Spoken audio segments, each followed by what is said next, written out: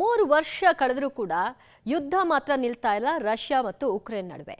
ಈ ಮಧ್ಯೆ ನಿರಂತರವಾಗಿ ಡ್ರೋನ್ ದಾಳಿಯನ್ನ ನಡೆಸ್ತಾ ಇದ್ದು ಎರಡೂ ದೇಶಗಳು ಕೂಡ ಹೊಡೆದುರುಳಿಸುವಂತಹ ಕೆಲಸವನ್ನ ಮಾಡ್ತಾ ಇದೆ. ಬಟ್ ಈಗ ಉಕ್ರೇನ್ ನಡೆಸಿರುವಂತಹ ಡ್ರೋನ್ ದಾಳಿಯಿಂದ ರಷ್ಯಾದ ಏರ್ ಬೇಸ್ ನಿರ್ನಾಮವಾಗಿದೆ. ಆ ಬಗ್ಗೆ ಒಂದು ವರದಿ ಇದೆ, ನೋಡ್ಕೊಂಡು ಬನ್ನಿ. ರಷ್ಯಾ ಉಕ್ರೇನ್ ನಡುವೆ ತಾರಕಕ್ಕೇರಿದ ಯುದ್ಧ. ರಷ್ಯಾಗೆ ನುಗ್ಗಿ ಹೊಡೆದ ಉಕ್ರೇನ್ ಡ್ರೋನ್ಗಳು, 5 ಏರ್ ಬೇಸ್, 40 ವಿಮಾನಗಳು ಛಿದ್ರ.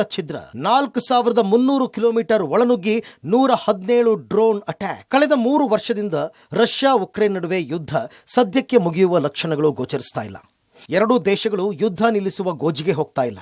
ಬದಲಾಗಿ ದಿನೇ ದಿನೇ ಕಾಳಗ ತೀವ್ರಗೊಳ್ತಾ ಇದೆ. ರಷ್ಯಾ ಉಕ್ರೇನ್ ಯುದ್ಧ ಇನ್ನಷ್ಟು ತೀವ್ರ ಸ್ವರೂಪ ಪಡೆದುಕೊಳ್ಳುವ ಲಕ್ಷಣಗಳು ಗೋಚರಿಸ್ತಾ ಇವೆ. ಮತ್ತಷ್ಟು ಭೀಕರತೆ ಪಡೆದುಕೊಳ್ತಾ ಇದೆ. ರಷ್ಯಾ ಉಕ್ರೇನ್ ಸುದೀರ್ಘ ಸಮರಕ್ಕೆ ಕೊನೆಯೇ ಇಲ್ಲವಾಗಿದೆ. ಎರಡೂ ದೇಶಗಳು ಸೋಲೊಪ್ಪಿಕೊಳ್ಳಲು ತಯಾರಿಲ್ಲ. ಜಿದ್ದಿಗೆ ಬಿದ್ದವರಂತೆ ದಾಳಿ ಪ್ರತಿದಾಳಿಗಳು ಮುಂದುವರೆಸಿವೆ. ಮೊನ್ನೆ ಉಕ್ರೇನ್ ರಾಜಧಾನಿ ಕೀವ್ ಸೇರಿ ಹಲವು ನಗರಗಳ ಮೇಲೆ 472 ಡ್ರೋನ್ಗಳಿಂದ ಅಟ್ಯಾಕ್ ಮಾಡಿತ್ತು. ಇದಕ್ಕೆ ಪ್ರತಿಯಾಗಿ ಉಕ್ರೇನ್ ಕೂಡ ರಷ್ಯಾಗೆ ನುಗ್ಗಿ ಡ್ರೋನ್ಗಳ ಸುರಿಮಳೆಗೈದಿದೆ. ಉಕ್ರೇನ್ ಡ್ರೋನ್ ದಾಳಿಗೆ ಪುಟಿನ್ ನಾಡು ತತ್ತರಿಸಿದೆ. ಉಕ್ರೇನ್ ಗಡಿಯಿಂದ 4300 ಕಿಲೋಮೀಟರ್ ಒಳಗೆ ನುಗ್ಗಿ 117 ಡ್ರೋನ್ಗಳು ಅಟ್ಯಾಕ್ ಮಾಡಿವೆ. 9 ಗಂಟೆಗಳ ಕಾಲ ಡ್ರೋನ್ ದಾಳಿ ನಡೆಸಿವೆ. ಉಕ್ರೇನ್ ಡ್ರೋನ್ ದಾಳಿಗೆ ಒಂದಲ್ಲ ಎರಡಲ್ಲ 5-6 ರಷ್ಯಾದ ವಾಯುನೆಲೆಗಳು ಛಿದ್ರಗೊಂಡಿವೆ. 40 ಏರ್ಕ್ರಾಫ್ಟ್ಗಳು ಧ್ವಂಸಗೊಂಡಿವೆ. ದಾಳಿಯ ವಿಡಿಯೋಗಳು ವೈರಲ್ ಆಗಿದ್ದು ಡ್ರೋನ್ ದಾಳಿಯ ಭೀಕರತೆ ಬಿಚ್ಚಿಟ್ಟಿದೆ. ಡ್ರೋನ್ ದಾಳಿಗೆ Tu-95, Tu-22M3, A-50 ವಿಮಾನಗಳು ನಾಶಗೊಂಡಿವೆ. ಇವು ರಷ್ಯಾದ ಅತ್ಯಂತ ಹೈಟೆಕ್ ಬಾಂಬರ್ ವಿಮಾನಗಳು. ಅಲ್ಲದೆ ಇವುಗಳಲ್ಲಿ ಕಣ್ಗಾವಲು ವಿಮಾನಗಳು ಸಹ ಸೇರಿವೆ. ಉಕ್ರೇನ್ ಡ್ರೋನ್ ದಾಳಿಯನ್ನು ರಷ್ಯಾ ಕೂಡ ದೃಢಪಡಿಸಿದೆ. ಉಕ್ರೇನ್ ಡ್ರೋನ್ ದಾಳಿ ಸಮಯದಲ್ಲಿ ರಷ್ಯಾ ಕೂಡ 7 ಕ್ಷಿಪಣಿಗಳು ಮತ್ತು 472 ಡ್ರೋನ್ಗಳ ಮೂಲಕ ಉಕ್ರೇನ್ ಮೇಲೆ ದಾಳಿ ಮಾಡಿದೆ. ಇದರಲ್ಲಿ 13 ಜನ ಮೃತಪಟ್ಟಿದ್ದಾರೆ. ರಷ್ಯಾ ಉಕ್ರೇನ್ ನಡುವಿನ ಸಮರ ಭೀಕರ ಸ್ವರೂಪವನ್ನ ಪಡಿತಾ ಇದೆ. ಎರಡೂ ರಾಷ್ಟ್ರಗಳು ಭಾರಿ ಪ್ರಮಾಣದಲ್ಲಿ ದಾಳಿ ಪ್ರತಿದಾಳಿಯನ್ನ ನಡೆಸ್ತಾ ಇದೆ. ಉಕ್ರೇನ್ನ ಮೇಲೆ ರಷ್ಯಾ ಭೀಕರ ವಾಯು ದಾಳಿಯನ್ನ ನಡೆಸಿದೆ. ಈ ದಾಳಿಯಲ್ಲಿ ಉಕ್ರೇನ್ನ 13 ಸೈನಿಕರು ಮೃತಪಟ್ಟಿದ್ದಾರೆ. 60ಕ್ಕೂ ಹೆಚ್ಚು ಸೈನಿಕರು ಗಾಯಗೊಂಡಿದ್ದಾರೆ. ಈ ದಾಳಿಗೆ ಪ್ರತಿದಾಳಿಯನ್ನ ನಡೆಸಿರುವಂತಹ ಉಕ್ರೇನ್ ರಷ್ಯಾದ ಪ್ರಮುಖ 40 ಯುದ್ಧ ವಿಮಾನಗಳನ್ನ ಧ್ವಂಸ ಮಾಡಿದೆ. ಉಕ್ರೇನ್ ದಾಳಿಯಿಂದ ರಷ್ಯಾಗೆ ಭಾರಿ ನಷ್ಟ. ಶಾಂತಿ ಮಾತುಕತೆ ನಡೆಯುವ ಮೊದಲೇ ದಾಳಿ. ಅಂದಹಾಗೆ ಇವತ್ತು ಟರ್ಕಿಯ ಇಸ್ತಾನ್ಬುಲ್ನಲ್ಲಿ ರಷ್ಯಾ ಉಕ್ರೇನ್ ನಡುವೆ ಶಾಂತಿ ಮಾತುಕತೆ ನಿಗದಿಯಾಗಿತ್ತು.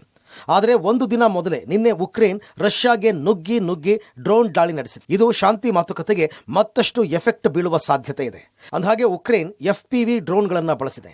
ಡ್ರೋನ್ಗಳಿಗೆ ಕ್ಯಾಮೆರಾ ಅಳವಡಿಸಿ ದಾಳಿ ನಡೆಸಿದೆ. ಉಕ್ರೇನ್ ದಾಳಿಯಿಂದ ರಷ್ಯಾಗೆ ಸರಿಸುಮಾರು $7 ಬಿಲಿಯನ್ ಹೆಚ್ಚು ನಷ್ಟವಾಗಿದೆ. ಆಪರೇಷನ್ ಸ್ಪೈಡರ್ ವೆಬ್ ಎಂದು ಹೆಸರಿಟ್ಟಿದ್ದ ಉಕ್ರೇನ್ ಕಾರ್ಯಾಚರಣೆಗೆ 18 ತಿಂಗಳ ಸೀಕ್ರೆಟ್ ಪ್ಲಾನಿಂಗ್. ಟ್ರಕ್ಗಳ ಮೂಲಕ ರಷ್ಯಾದೊಳಗೆ ಡ್ರೋನ್ ಸಾಗಾಟ. ಉಕ್ರೇನಿಯನ್ ಗುಪ್ತಚರ ಸಂಸ್ಥೆಗಳು ದೀರ್ಘಕಾಲದಿಂದ ಯೋಜಿಸಲಾದ ರಹಸ್ಯ ಕಾರ್ಯಾಚರಣೆ ಇದಾಗಿತ್ತು.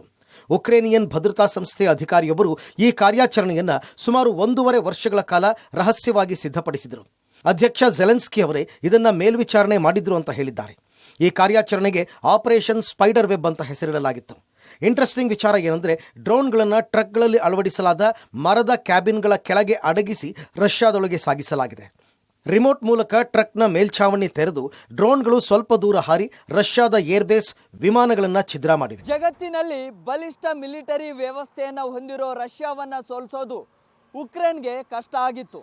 ಹಾಗಾಗಿ ಉಕ್ರೇನ್ ಅಧ್ಯಕ್ಷ ಜೆಲೆನ್ಸ್ಕಿನ್ ಮಾಸ್ಟರ್ ಪ್ಲಾನ್ ಅನ್ನು ಮಾಡಿದ್ರು. ಉಕ್ರೇನ್ ರಷ್ಯಾದ ಹೆದ್ದಾರಿ ಮೂಲಕ ನಕಲಿ ಪರವಾನಗಿಗಳನ್ನು ಸೃಷ್ಟಿ ಮಾಡಿ ಉಕ್ರೇನ್ನಿಂದ ರಷ್ಯಾಗೆ ಟ್ರಕ್ಗಳನ್ನು ಸಾಗಿಸಲಾಯಿತು. ಈ ಟ್ರಕ್ಗಳಲ್ಲಿ ಮರದ ದಿಂಬಿಗಳು, ಕಟ್ಟಡ ಸಾಮಗ್ರಿಗಳನ್ನು ತುಂಬಿದ್ರು. ಅದರ ಮಧ್ಯದಲ್ಲಿ ಡ್ರೋನ್ಗಳನ್ನು ಅಳವಡಿಕೆ ಮಾಡಲಾಗಿತ್ತು.